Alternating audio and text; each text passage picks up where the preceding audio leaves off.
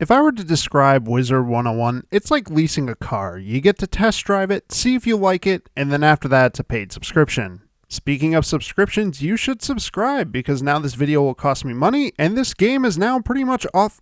Wait, there's a Hydra mount in this game? I spent $50 on this and I regret nothing. I guess I'll start by talking a little bit about the game. You begin by being summoned here through a spell, which I think games just use the word summoned instead of kidnapping, kind of like how a doctor uses the word pressure instead of pain. Here, we get to pick what school we want to be. Storm is the glass cannon, myth is myth, I guess.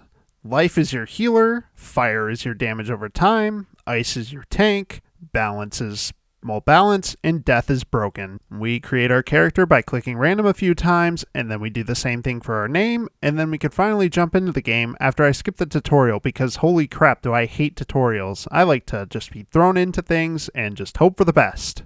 I'm only joking, you can only skip the game if you have done it before, which I have obviously done it before. I've had the game for over 10 years, and contrary to popular belief, I do know how to play the game.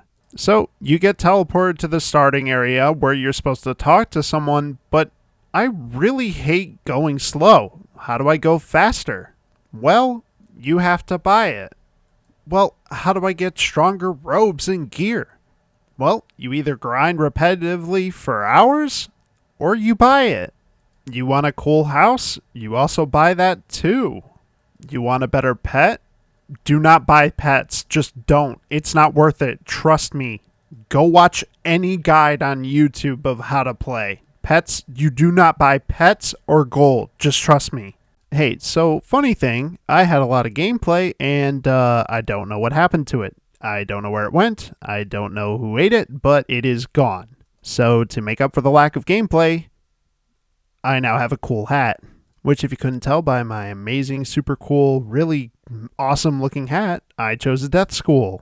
Why, you may be asking?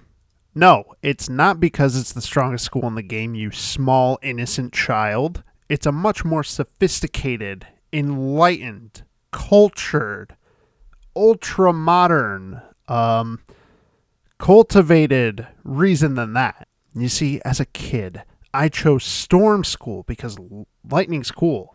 But the more I played, the more I realized something. Death is just way cooler. I mean, being able to heal yourself and do damage, I mean, that's an awesome mechanic. And so I made a Storm Death character, and I haven't played it since. So I decided to just make a Death School character and call it a day. But you don't care about any of that. You want to know about the story. First, we save Wizard City. That was simple enough, and now we can finally move on to the next area.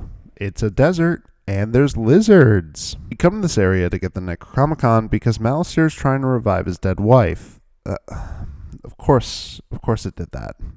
It's fine though, it wasn't that important. I could show you the rest of the story anyway. Next, we move on to Marleybone because, well, I forget, but it's not that big of a deal. There's this one character called Sherlock Bones, and I mean, it's really funny. Here, let me just show you real quick. I mean, he's probably my favorite. Never mind. It's fine, because now we move on to Moo Moo Meadows. So, in Mushu, the Emperor has fallen under disease by the war. Motherfuck. It's fine. This is the final area where we fight Malistaire. This is probably the most important. Wizard 101 is a terrible game. Don't play it. You have to buy it. It's pay to win. Don't do it. Whatever. Bye.